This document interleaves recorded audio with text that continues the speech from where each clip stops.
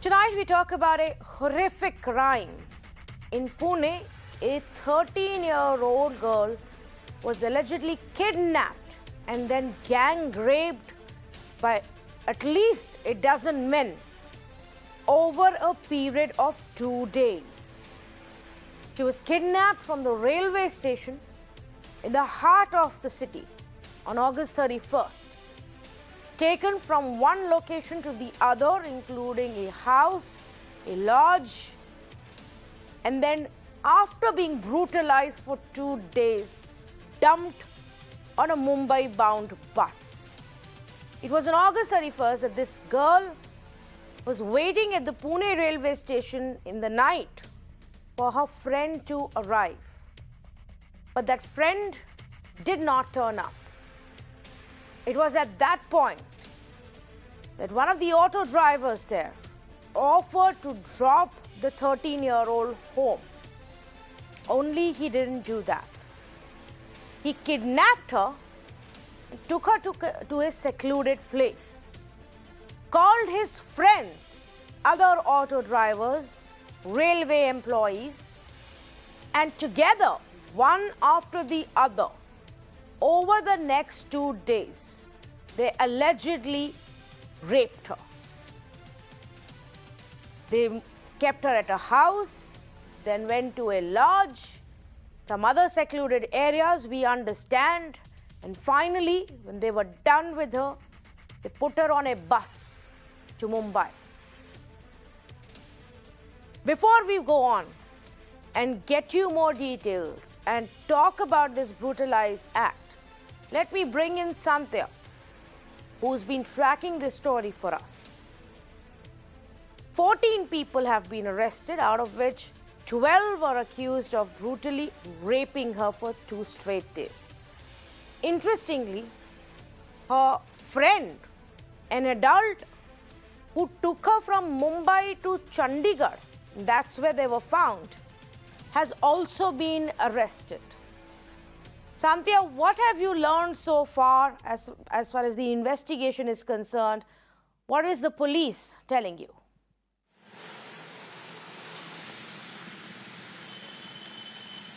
Tanvi, police as of now has arrested 14 people, but there are many more details which are yet to come. Let me share with you what we have gathered so far. The incident took place on the night of 31st of August. That's when it started. It was at around 11:30 in the night that 2 auto rickshaw drivers who were there at Pune railway station in order to get some passengers, they saw this 13-year-old girl. They saw that she was alone. They walked to her. They started talking to her.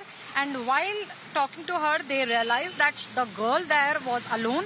She came to the railway station to meet a friend, but the friend didn't arrive.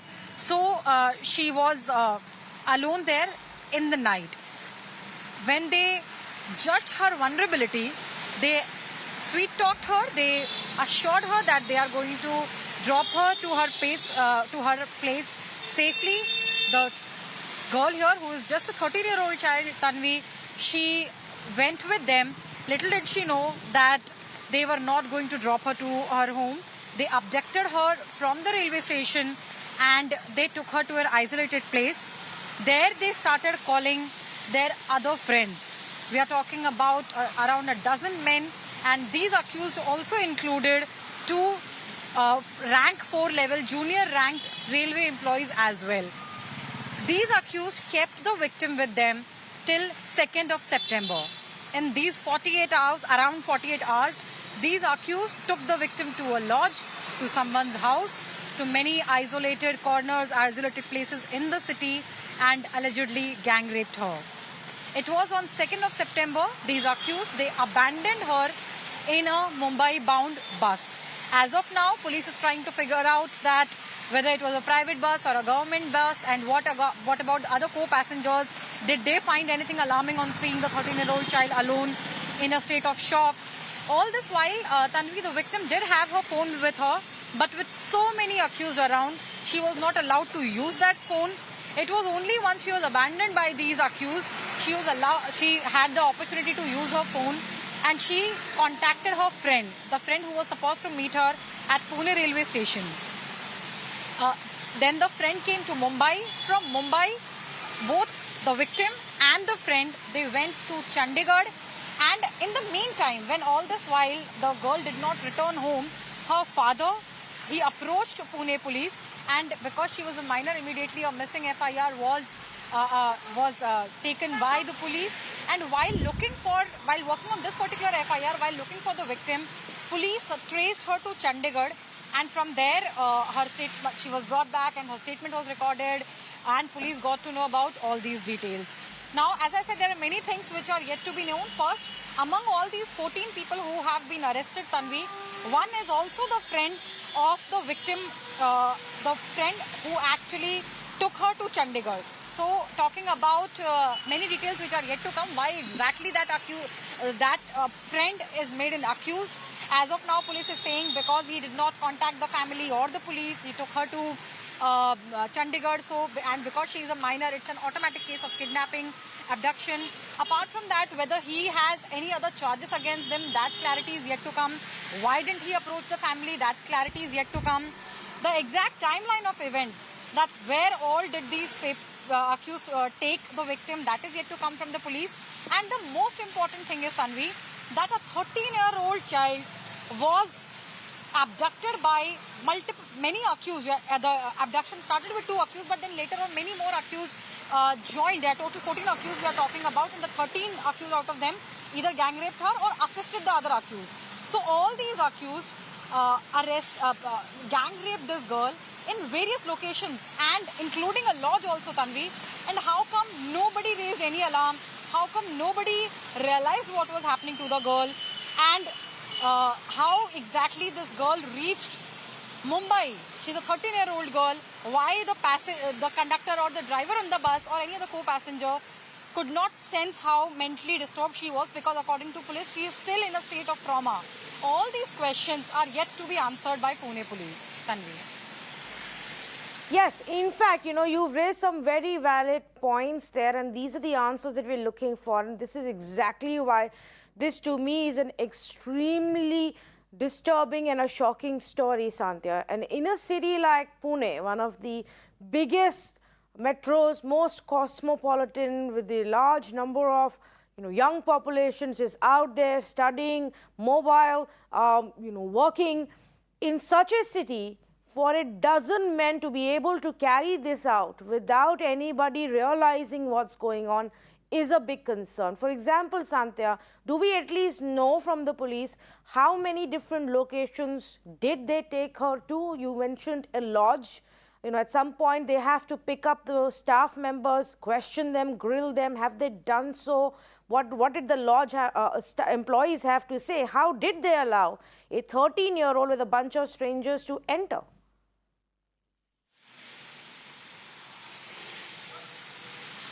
So, Tanvi, talking about the locations, according to Pune police, she was taken to a lodge, she was taken to a house, and she was also taken to some secluded places roadside in the city area itself. Now, talking about the lodge, the important question is that, as you rightly mentioned, how come a 13-year-old girl with stranger adult men, she was allowed to enter? What about the rules and regulation of checking the ID? What about the rules and regulation of, informing the cops when there is any suspicious activity which is noticed by the lodge staff? Because that also becomes the responsibility of hotel and lodge staff. And apart from that, if we talk about the police investigation part of this, police is claiming that they are interrogating the lodge staff. As of now, they haven't found that the lodge staff were friends of any of these accused.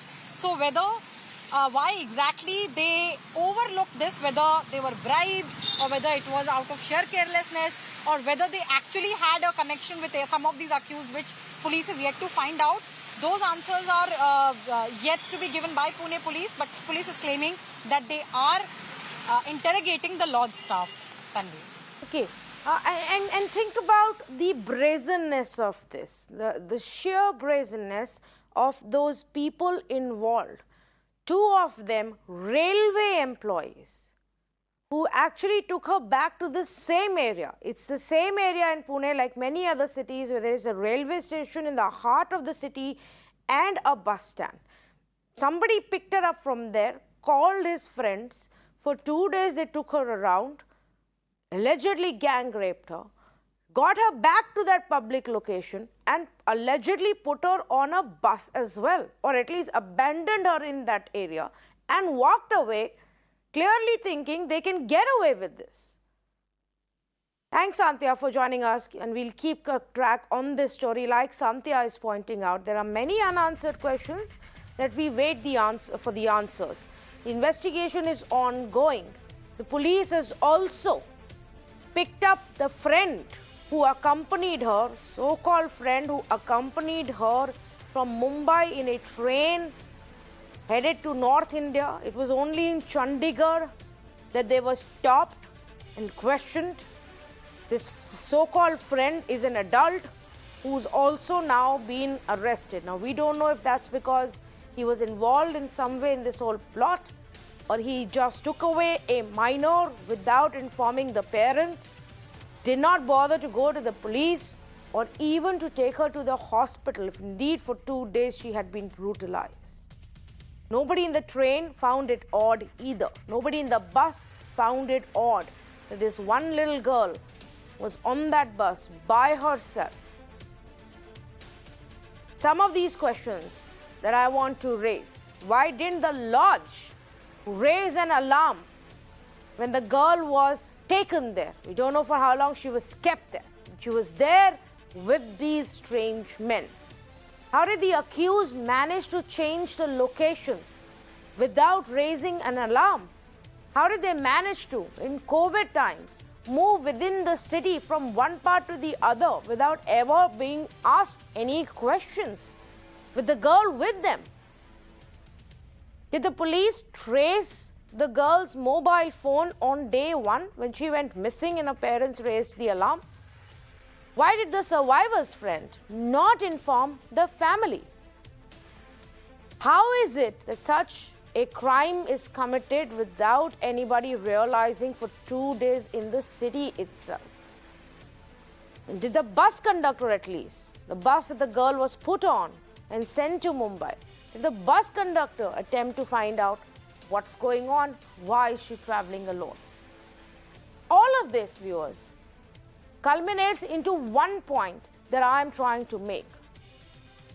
Is this another sign that in our country, it's not about how many laws you make or how strict your laws are, or whether there's a death penalty or not, or there is tough punishment or not, and how many amendments have you done to the POCSO Act or other IPC sections?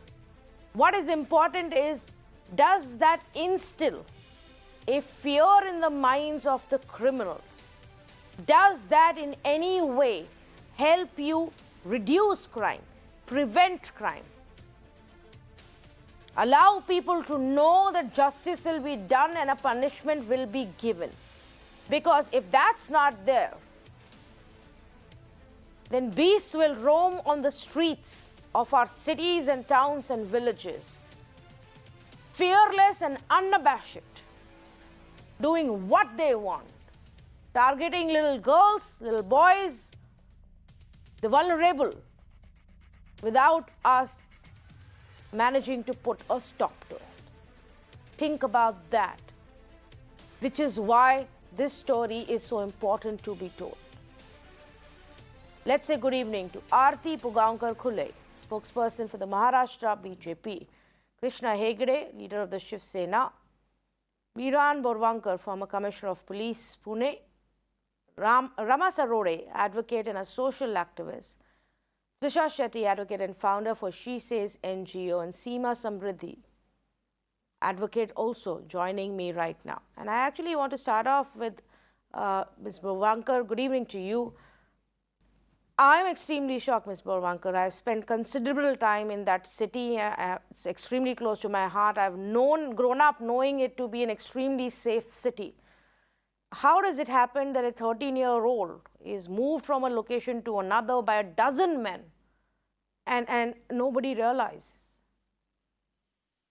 So let me accept that it is one of the most unfortunate incidents. There is no doubt. But I would still say Pune is one of the safest cities in the country, especially for women. And I would give full credit to Pune police for having detected this case. And as for what you are talking about, a young child moving from one place to another along with the accused, let me tell you, police will come into pictures or citizens will raise alarm only if the child protests while en route. Let the police investigate. I have a feeling that the child, the victim, did not protest.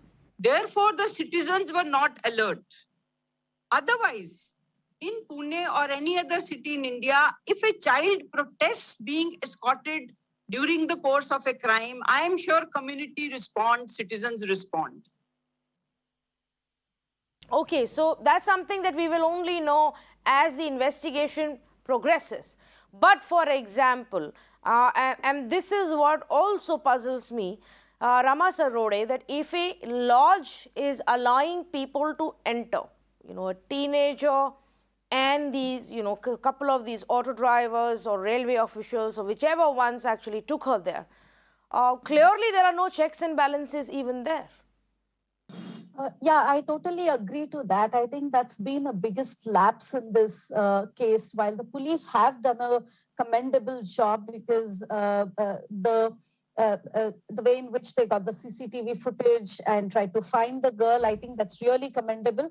But I think, having said that, how is it that the lodge did not realize, even when the girl did not protest, when she's raped, she was not given food, the condition that she would have been in is a condition that anybody should have created an alarm or an alert that there's something happening that's not right. And I think that's where this has been a lapse, and that is why she was raped over and over again at so many places with so many people involved, and that's really unfortunate, I think. So there should have been an alert, and that's where safety audits for the safety to reduce crime against women, safety neighborhoods, bringing about awareness so that such incidences are caught on time and the alert is raised is extremely important. And in India, we really lack that kind of safety audit.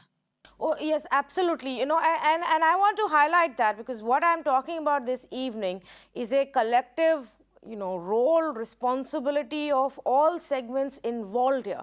For example, Trisha, there are, we given to understand that these men obviously threatened this girl, scared her to no extent, forced her into silence, like Miran Borwankar is highlighting. She didn't raise any alarm. They even let her have her phone. They were so brazen about this and confident about getting away that when they put her on the bus, they let her have her phone as well. What do you make of this kind of a crime and where we are failing to stop this crime? I wish we could say that this case is an aberration, right? Because of the shocking, gruesome nature of it. But the truth is, 1 out of every second child in India is subject to child sexual abuse. The truth is that in most of these cases, the abuser is someone intimately known to the child within familial circles, which is why it does not get this kind of media coverage or outrage, right? What do we see in response? With the POCSO Amendment Act that was the bill that was introduced in 2019 and the Amendment Act in 2020, we saw governments say, okay, फांसी पे चढ़ाओ, again, the death penalty, when we know that that's not a deterrent. Under Section 35 of the POCSO, there's a clause that says cases must be tried within a period of 1 year after the special court takes cognizance of a crime against a child.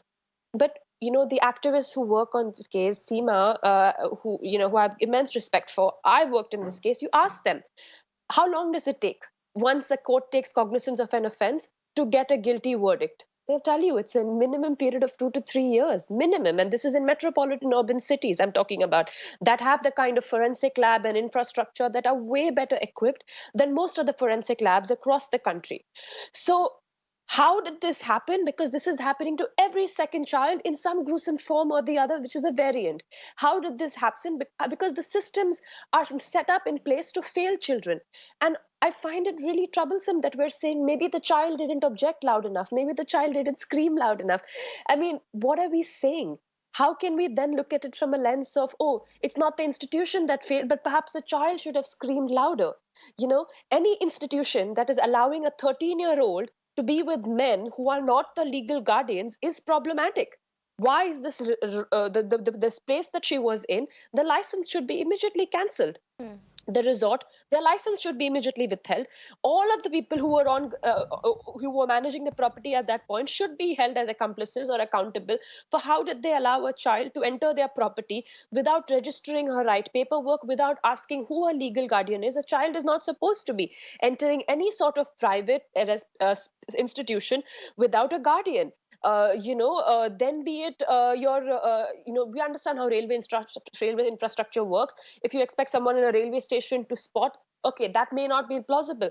But in so many of these cases, you see constantly institutions failing children.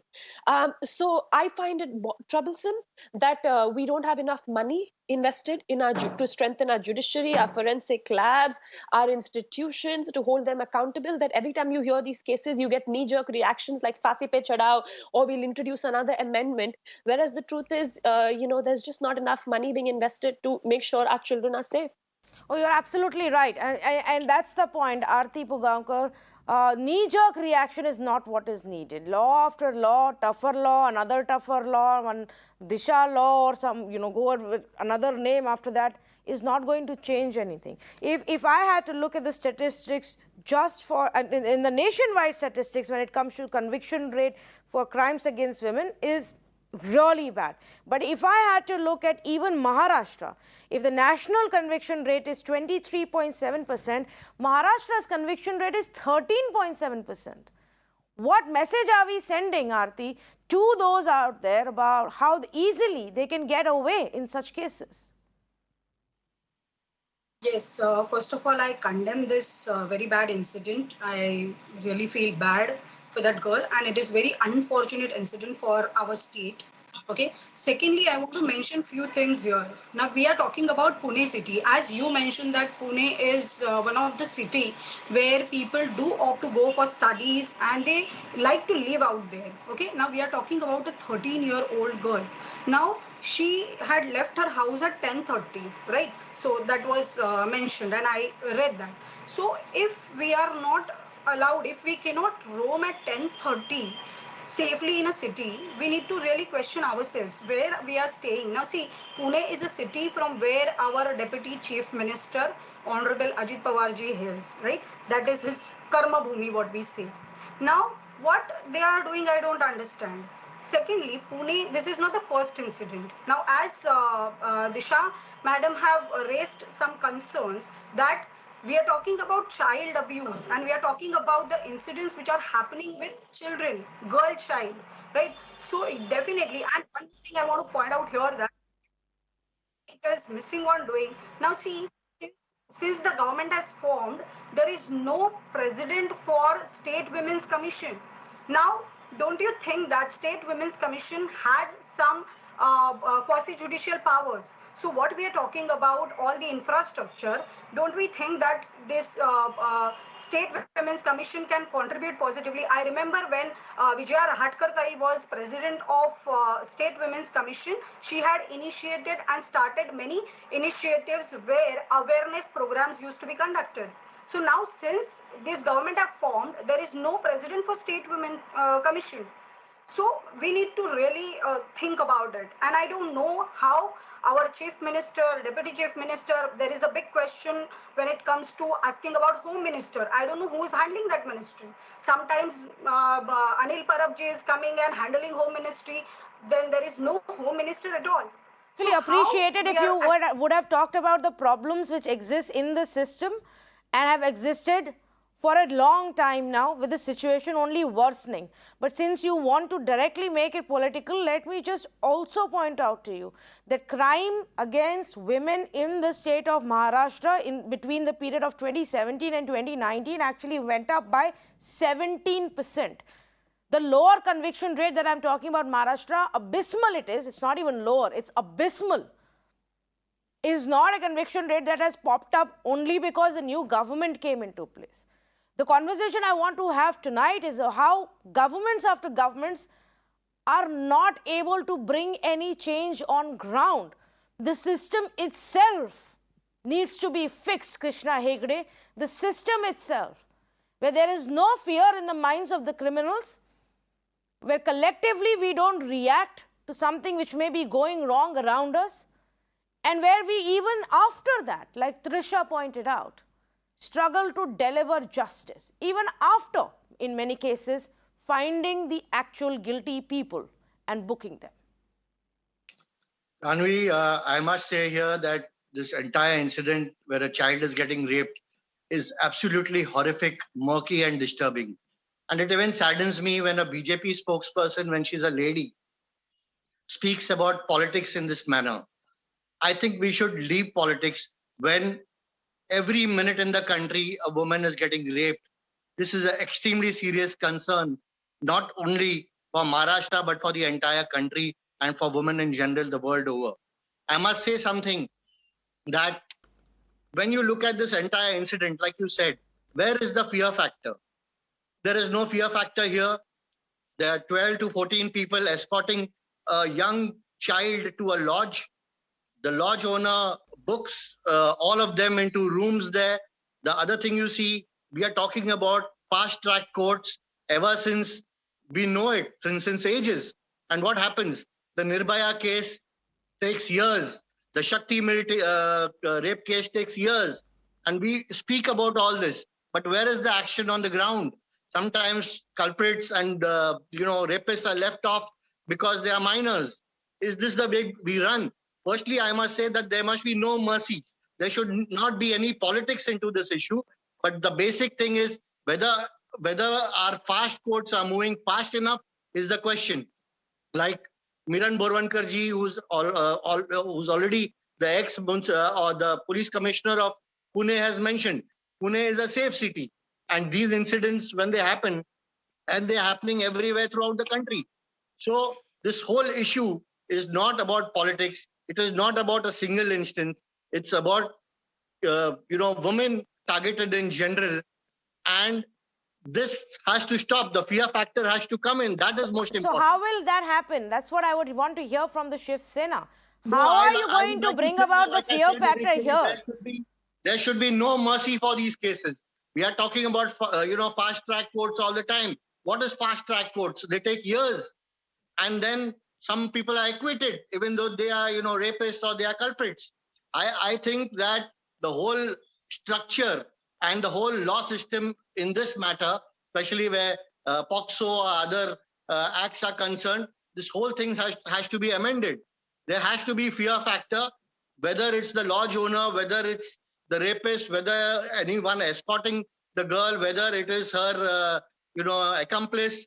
Everyone has to be booked. They have to be questioned. We cannot go on with this manner year after year, one case after the other, come on TV and speak about this. There has to be more stringent action on the ground, and there have to be a lot of amendments in the course of law. Okay, I know Miran Borwankar has a point, but if you'll just allow me just very quickly to also first go across to Seema Samriddhi, who also has, seen the reality on ground. The reason why there isn't any fear, Seema, is also because wheels of our justice just move so slowly, if they do in certain cases. Tanvi जी, अगर दो angle पर बात करें तो first of all हमारी country की जो police है, जो पूरा सिस्टम है, वो इन्वेस्टिगेशन में बिलीव करता, प्रिवेंटिव यहाँ पर वर्क नहीं होता है। और जब हम इन्वेस्टिगेशन की बात करते हैं तो अभी आपके स्क्रीन पर मैं देख रही थी जो कि महाराष्ट्र में जो कन्विक्शन रेट है वो 12%। आप कैसे कितना भी लॉ का अमेंडमेंट कर लें, आफ्टर निर्भया केस 2013 में आपने CrPC, IPC and juvenile act में बहुत सारी जगह अमेंडमेंट किए, बट उनका इम्प्लीमेंटेशन नहीं कर पा पाए क्योंकि विल पावर नहीं है, आपका सिस्टम है वो निष्क्रिय है, वो प्रॉपर वर्क नहीं कर रहा है। जैसे कि अभी हेगड़े सर ने कहा कि फास्ट ट्रैक क्या टाइम बाउंड किया गया? अगर पोक्सो एक्ट की बात करें जिसमें ये प्रोविजन है कि अगर 12 ईयर से नीचे की चाइल्ड जो भी है उनके साथ अगर रेप होता है तो within 2 months chargesheet file होगा, within 6 month trial decide होगा। लेकिन नंबर ऑफ केसेस अगर देखेंगे तो शायद एक भी पूरी कंट्री में केस नहीं मिलेगा। इसके लिए अकाउंटेबिलिटी किसकी फिक्स की जाएगी? हम अकाउंटेबल नहीं है, किसी को हमने अकाउंटेबिलिटी फिक्स नहीं की है। अगर पुणे केस की बात करें कि इस केस में कितने लूप होल्स है कि आफ्टर 5 डेज पता चल रहा है कि कितने पर्सन थे उस बेटी के साथ रेप किया गया। इसके लिए क्या उस कंसर्न थाने की जो पुलिस है किसी का सस्पेंशन हुआ, या जो सीआरपीसी में चेंज किया गया था 166 ए जो है, इन सारे जो सेक्शंस है उनका इम्प्लीमेंटेशन कभी किया गया? अगर ये चीज नहीं होंगे, हम लॉ में कितना भी अमेंड कर लें, कितना भी डिबेट डिस्कशन कर लें, ये पॉसिबल नहीं है कि जो कन्विक्शन रेट है वो हाई हो पाएगा या हम क्राइम को रोक पाएंगे। क्योंकि क्राइम इसलिए भी नहीं रुक रहे हैं कि जो लोग क्राइम कर रहे हैं उनके माइंडसेट क्या है, उन तक हमारी पहुंच नहीं है। एक सोसाइटी के अंदर गैप बना हुआ है कि जो लोग फीमेल को, हमारी चाइल्ड को, बच्चियों को अभी भी ऑब्जेक्ट के रूप में वो उनको ट्रीट करते हैं, क्या हम उनके माइंडसेट चेंज कर पाए? क्या हमारी कंट्री में अभी तक कोई ऐसा pilot project women safety security पर चलाया गया? ऐसा हुआ ही नहीं है। सिर्फ लॉ बना देने से कुछ नहीं होने वाला। अभी हाथरस गैंग रेप केस में हैंडल कर रही हूँ। अगर मैं आपके चैनल पे डिस्कशन ये बात मैं रखना चाहूंगी कि वहां पर कोर्ट रूम के अंदर मुझे थ्रेट किया गया और उसके बावजूद भी एक बेटी के साथ रेप हुआ और मुझे कोर्ट रूम में धमकाया गया कि अगर आप इस केस को फाइट करेंगे तो आपको देख लीजिएगा आपका क्या हश्र होगा, आप हाथरस में आके दिल्ली से केस फाइट नहीं कर सकती। तो ये एक नहीं, बहुत सारे इश्यूज हैं। अगर ये एक लॉयर के साथ हो रहा है तो जो विक्टिम परिवार है उसकी फिनेंशियल कंडीशन ठीक नहीं होती है, सोसाइटी में सपोर्ट नहीं होता है, कोर्ट्स बहुत दूर हैं, वो टाइम पर अपीयर नहीं हो पा रहे हैं कोर्ट में, कभी एडवोकेट्स नहीं आ रहे हैं, कभी जजेस लीव पर हैं। ये बहुत सारे रीजंस हैं जिसके वजह से टाइम बाउंड जस्टिस नहीं मिल रहा। पुलिस अकाउंटेबल नहीं है, जजेस अकाउंटेबल नहीं है, तो क्या फायदा है ऐसे लॉ मेकिंग का? 1860 का हमारा लॉ बना हुआ है, हमने अपनी कंट्री का जो पूरा सोसाइटी का स्ट्रक्चर है उसके हिसाब से हमने चीजों को नहीं बनाया। एक केस में, जब रेप केस में किसी भी पर्सन को आफ्टर 2 इयर्स 3 इयर्स जब बेल मिलता है तो वो लाखों पीपल को, हजारों पीपल्स को ये मैसेज दे रहा होता है कि हमने रेप किया, हमने मर्डर किया, मैं बेल पर बाहर आ गया हूं। अब वो ट्रायल चलेगा 10 इयर्स तक, 20 इयर्स तक। तब तक वो सोसाइटी में ये मैसेज दे रहा है कि कोई भी क्राइम करिए, ये सिस्टम आपका कुछ नहीं कर सकता है। और ऐसा ही हो रहा है, इसीलिए लोगों में डिटरेंस नहीं है। आफ्टर निर्भया के केस में जो 4 लोगों का कन्विक्शन हुआ है, डिले कन्विक्शन हुआ है, उनका डिटरेंस नहीं है लोगों में, क्योंकि हम as a society, as a system पूरी तरीके से फेल है। तो ये बहुत सारे कारण हैं। यस जी, आपने जो चीजें हाईलाइट करी और उसके बारे जो सेकंड पार्ट है जो बाकी पैनलिस्ट ने भी उठाया, which is the delay in the justice, the problems, the challenges and the hurdles that you run there, always in not a message to the accused that you will face punishment. The first part is what I want to focus about, which is preventive action. कि हमारे देश की जो police है वो crime होने के बाद एक्ट करती है कितना, और कितना उसके पहले करना चाहिए और हम नहीं कर पाते हैं. Before I get to that, Miran Bhavankar, you wanted to make a point. Go ahead, please. Yeah, my main point was कि let us not make this issue political. Yeah. It's a very grave issue. Irrespective of the political parties, we should go with law and order problem. When you talk of preventive action, the same police which has to conduct preventive action is busy doing bandobast for your ministers, for your VIPs, for your festivals. So the Supreme Court mandated reform that law and order and investigations should be separated may lead to better conviction rate. Oh, yes. In fact, Mr. Krishna Hegde, please respond to this. Since you say that a message of fear has to be sent, courts, fast-track courts have to be improved, let's just begin with the simplest of all, filling up the post of the State Women Commission Chief. No, absolutely. I'm talking about filling up not only that commission but other commissions. I'm also speaking about filling up the judiciary. I'm also speaking about filling up vacant posts in the police administration. I'm also speaking about implementing police reforms. I must tell you that in my constituency in Villeparle, we were the first people out of MLA funds to have CCTV coverage, possibly in India. The first constituency in India to have CCTV coverage for the safety of the citizens. So, and these CCTV, monitors were linked to the police station. But I must tell you that somewhere the fear factor is missing. What is required is a fear factor. I cannot imagine how 14 people can check into a lodge with a girl and a lodge owner not say anything about this. Several important points have been made, whether it's the Juvenile Act, whether it's the POXO Act, but after that, where is the implementation? So why hasn't the lodge been shut down? Why haven't we taken tougher action against the lodge? Why are we still only questioning the employees to say, oh, what did you do? Did you ask? Did you not ask? No, absolutely. The lodge should be shut down, and those people have to be called in.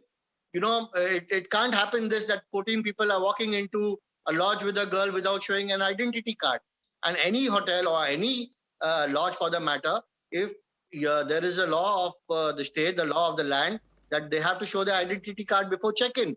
So these things have to be implemented. But also to implement these things, like I say, you need a force, you need manpower, and those vacancies have to be filled up. I do not want to divert from that issue right now, because what we are talking about is very sensitive, very serious. What I mean to say is, even in the Nirbhaya case or the other cases, or even in this tragic Pune case where this young child has been raped, there are people who are even giving out the victims' names. How insensitive is this? I think people have to be more sensitive when it comes to women and to their issues. I must also add that as a system, somewhere all of us are failing. It's not about one leader or one state or one place. It is a collective effort which is required here to see that. Yes, okay. But for example, and I want to point this other aspect out as well. I'm coming to you, Rama, as I highlight the fact that this girl, along with this adult so-called friend, actually managed to go from Mumbai all the way up to Chandigarh in that train. It's only in Chandigarh that the officials and the cops there asked questions and then discovered that something was amiss. To me, I don't know, but that sounds awfully concerning as well. Nobody is asking questions. Not on the bus, not on the train, not in the lodge, not at the railway station, not in the rickshaw, moving from one place to the other. No one is asking questions.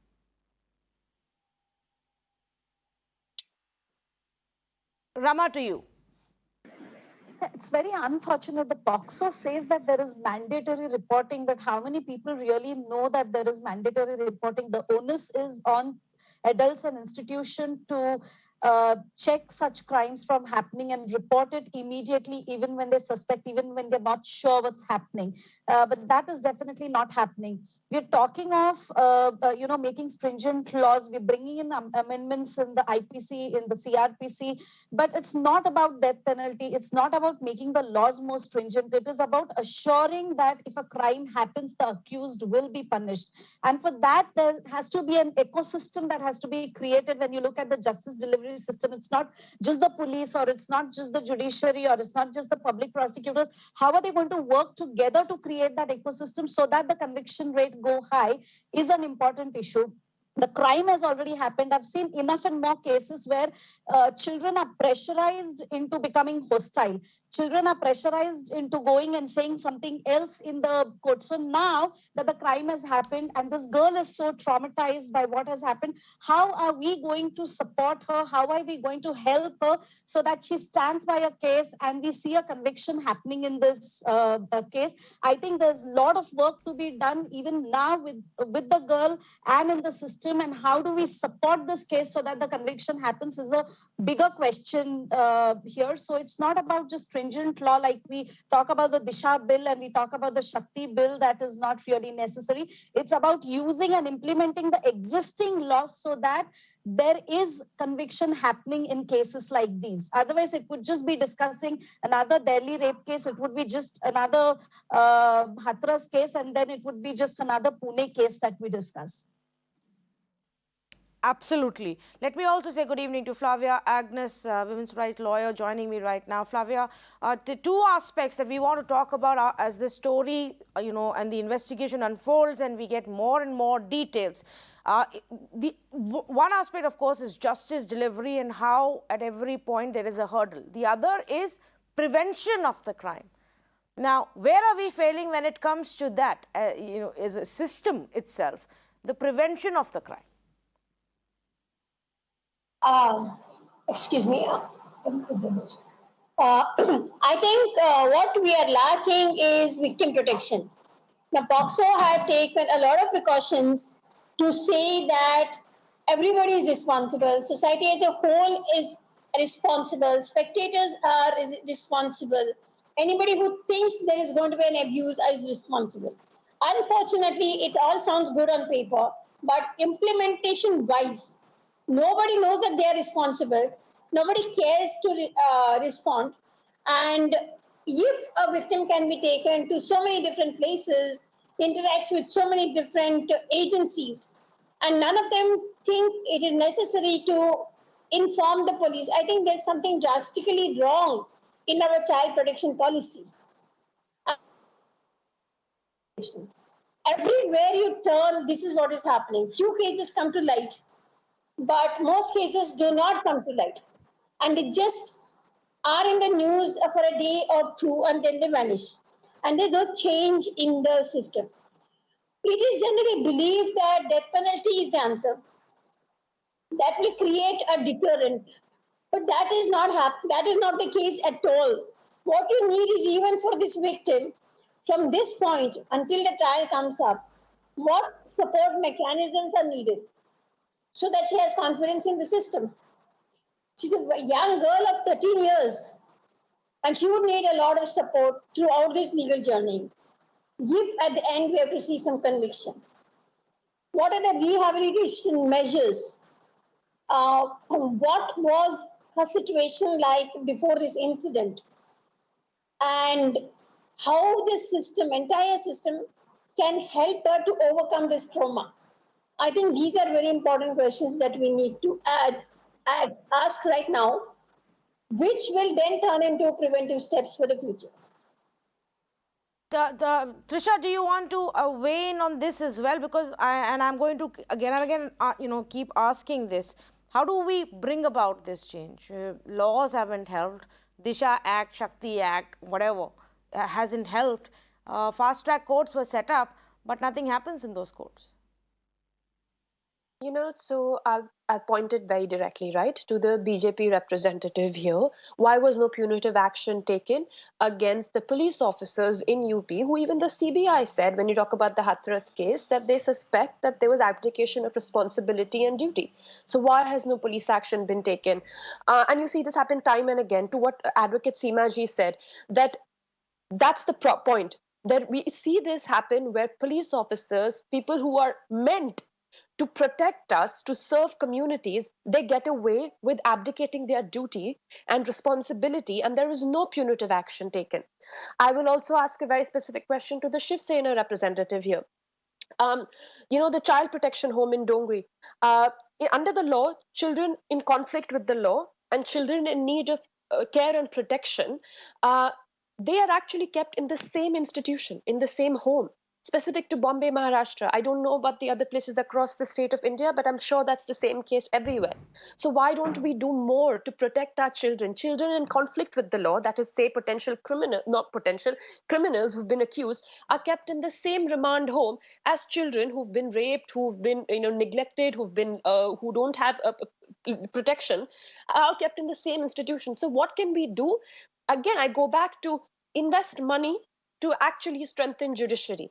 When police officers abdicate their responsibility, punish them, penalize them, so that you set a standard for all the officers to then follow, and remove the interference of politics from police officers and allowing them to do their job lawfully and dutifully. Remove the influence of politics from from the police force, then what good is that police force for our politicians? And that becomes the biggest hurdle when every time we talk about bringing in police reforms, because as long as the police benefits and functions for the political class, that's about it. But yes, I will ask one by one. Aarti, please do respond to what Trisha is asking, and then I will go to Krishna Hegde. I agree with Trisha. As she said that definitely police, not only police, I'll say the different stakeholders of this ecosystem, they have to do their duty honestly. Now, as a few questions were raised, like a 13-year girl was out, and when she was, having facing that problem, she could not scream. There was issue that she could not scream that loudly. But then when we talk about society, when we talk about police, when we talk about lawyers, when we talk about courts, when we talk about judges, these are all stakeholders of our ecosystem, and they must perform their duties honestly. With this point, I completely agree with Trisha and all other our guests. And definitely for that, as I mentioned, I didn't wanted to politicize this, but I just wanted to mention that State Women Commission is one body by which prevention, what we are talking about prevention, so awareness, talking about taking care of such victims or talking to them with some, that softness which is required, all that can be done. State Women Commission and many other institutions like that. So as we talked about prevention, I think as Trisha said, yes, investment into such things, appointments pending in such institutions are to be made on a priority basis. No, but where is the accountability? Do we actually ever punish the people who become part of the system and don't do anything, don't do their job, knowingly or unknowingly allow the crime to take place, and then help in cover up, help in blame game, help in victim shaming? How many times have we actually seen those people being punished, Aarti? Now, see, I this would like is, Yeah. No, to Aarti first, and then I will go across to Shiv Sena. Yes. Aarti Pugankar. yes, we have seen many cases, and from case to case it differs. And yes, as everybody is saying, that will be somewhere missing, and the time required for the process is really, it's longer. So everybody needs to work upon it. Okay, yes, Mr. Krishna. Yeah, I just want to add a point here. The thing is that if you see the police, like say there are 50,000 police for a city like Mumbai where there is 1.3 crore people, and most of the time, like Ms. Borwankar ji said, that the police are overworked with a lot of duties. So Mr. Ribeiro ji and other people had started this Mohalla committee, an alert citizen committee.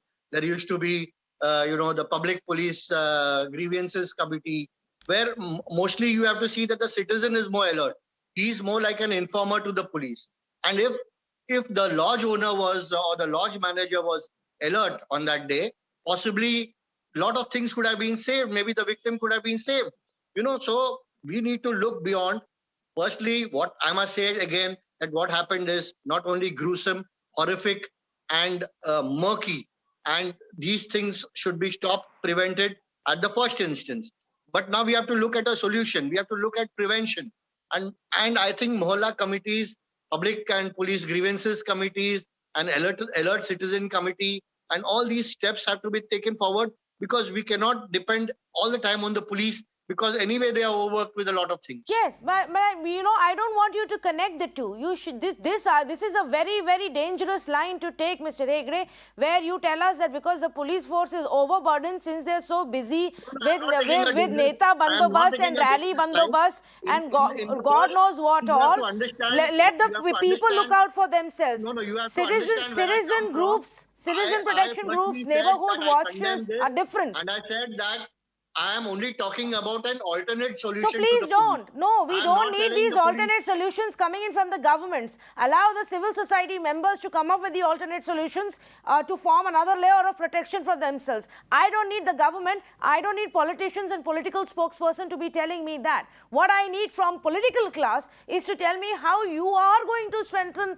prevention of crime, delivery of justice, and the police force. The judiciary. I spoke about increasing the police force. I spoke about filling the vacancy in the police force. I spoke about police reforms, and I am also adding this point to whatever I have said. Miran Borwankar, is this fair? We are acknowledging also that the police is overburdened with so many other things, but the focus is to tell citizens, look out for yourself. No, I have not said that. Tanvi, I have not said that. I agree with Mr. Hegde. I strongly agree with Mr. Hegde that citizens and community have developed a tendency to blame government for everything. It's time that community and citizens join us. Let's not be in adversarial positions. I totally agree with Mr. Hegde that citizens are to be with us. Police cannot be everywhere. So community participation in policing is extremely essential and we should encourage that. I disagree with you, Tanvi, and I strongly agree with Mr. Hegde. Thank you, Ms. Burwan. No, my only limited point is the two cannot be connected. Whether you involve the citizens or not is up to them. The failures on strengthening the police force and bringing in reforms can't be then put on the citizens' head. Trisha has a point. Go ahead, please. You know, I'm curious to know what is the portfolio of a home minister, if not safety and security and protection, right? You know, you're talking about citizen empowerment, and that is social reform, which is a whole different section, right? Again, then you talk about child sexual abuse. Then you talk about the fact that most of this abuse happens in intimate spaces, not in public, not by strangers. So then you're asking families to report their own family members, right? So let's have an honest conversation. We can hold police accountable because that is their responsibility and duty. No one is doing us any favors. When you put on that badge, you swear to protect citizens. We can hold the home minister accountable because that falls within his portfolio. We as taxpayers hold them accountable. It is not the other way around. And if you cannot do your job, then quit, step aside, and give your portfolio to someone who's competent and can do their job. That's easy. Seema, would you like to comment on this? How is there a misleading tendency to just blame the government and the police force, whereas the citizens... And you cannot call anyone incompetent for no reason. You cannot call anyone incompetent for no reason. And everyone is there on their post for a reason. Whether it's the police, whether it's the judiciary, or whether it's your elected representative. Mr. Hegde, it can't be a blanket statement that everybody is incompetent or everybody is competent. There are examples, repeated examples that come forth that show you that incompetent elements exist within the governments, within the police force, within every other department. And that has to be called out. We cannot just... media. Including the media. Gets called out every day, if I might add. And justifiably so as well. With Seema, let me bring you in on this argument as well. To what extent is the onus on the government to improve law and order and the police force? And to what extent is then the onus on the citizens to watch out for crime happening around? I must add here... 1 minute, please. Allow me to just bring in Seema Samriddhi. Ma'am, अगर Hathras case का example हम लेते हैं तो इसमें जैसे कि हम सर हेगड़े सर को सुन रहे हैं, अदरबी पर्सन त्रिशा सेठी ने बहुत ही अच्छा आर्गुमेंट अपना दिया है, लेकिन रियलिटी ग्रास रूट लेवल पे क्या है? अगर हमने पुलिस को सेंसिटिव नहीं बनाया, इसके लिए कौन रिस्पॉन्सिबल है? अगर हमने टेक्निकल नहीं बनाया, इसके लिए कौन अकाउंटेबल होगा? अगर हमने, जो कि हाथरस केस में कास्ट एंगल हमने देखा, अगर ग्रास रूट लेवल पे बात करें, नंबर ऑफ जो पुलिस हमारी है पीएस में जनरली वो काम करती है, जो भी पुअर पीपल्स आते हैं उनका एफआईआर लॉन्च नहीं करेगा। फीमेल को ही इतना वो मेंटली टॉर्चर्स करते हैं कि वो प्रॉपर अपनी कंप्लेन नहीं कर पाती है। अगर वो शेड्यूल कास्ट है तो इशू है, अगर रिलीजन का भी इशू है, बहुत सारे इशूज आते हैं।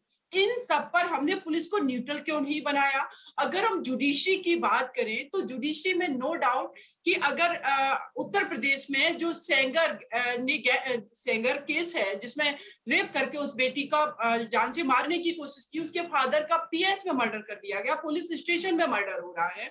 आप सोचिए, वहां पर 45 डेज में केस को ट्रायल कंप्लीट करना था, लेकिन उसको एक्सटेंड कराया जा रहा है और करीब 6 मंथ्स के बाद हुआ। आखिर ऐसा क्यों नहीं हो पा रहा है? तो इसके लिए अकाउंटेबल कौन होगा? और नो डाउट कि पुलिस का स्ट्रेंथ जो है कम है, लेकिन अगर पुलिस हमारे पॉलिटिशियन को प्रोटेक्ट करने में पूरे अपनी एनर्जी, अपने रिसोर्सेज लगा देगी तो आम पीपल को वो कैसे प्रोटेक्ट करेगी? तो जो टेंडेंसी है वर्क करने की पुलिस की, वो डेफिनेटली उसमें सुधार होना चाहिए। और जो अगेन कहा कि 1850-60 का जो हमारा लॉ है, मैकाले का टाइम का बना हुआ है, उसमें प्रोविजन ये है कि हम इतना, हमारा जो सीआरपीसी का प्रोसीजर है इतना लेंथी प्रोसीजर है कि उसमें एक पर्सन, एक मैं एग्जांपल दे रही हूँ, फरीदाबाद में एक बेटी का मर्डर किया गया, निकिता तोमर हत्याकांड, जिसमें अभी कन्विक्शन हो चुका है, लेकिन उससे पहले उन सेम पर्सन्स के ऊपर उसका किडनैप करने का एफआईआर लॉन्च हुआ था, उसमें कन्विक्शन नहीं हुआ। तब तक उन लोगों को बेल मिल गई, वो बाहर आ गए और बाहर आकर के उन्होंने मर्डर कर दिया, क्योंकि उनको पता है कि 354 जो 354 सेक्शन है या 323 सेक्शन है, 326 है, इसमें इजिली हम बेल मिलकर के बाहर आएगा और हम 10 इयर्स तक ट्रायल चलेगा, तब तक हम मर्डर भी करेंगे और हम ये सोसाइटी में डिटरेंस नहीं हम पैदा कर सकते हैं। सॉल्यूशन क्या है हमारे पास? अगर सोसाइटी के लेवल पे बात करें तो हमने पहले भी बोला है कि हम पूरी तरीके से फेल हैं। आज हमें prevention and after the crime justice punishment दोनों पे फोकस करना होगा. I am completely out of time. I'm sorry I had to come in like that, but completely out of time. I'm going to thank all of our panelists for joining us. We wait for more details to come out.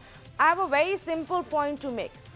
If a 13-year-old is gang raped in a metro city over a period of 2 days at multiple locations by at least a dozen men, we have seriously failed when it comes to the whole gamut of prevention of crime.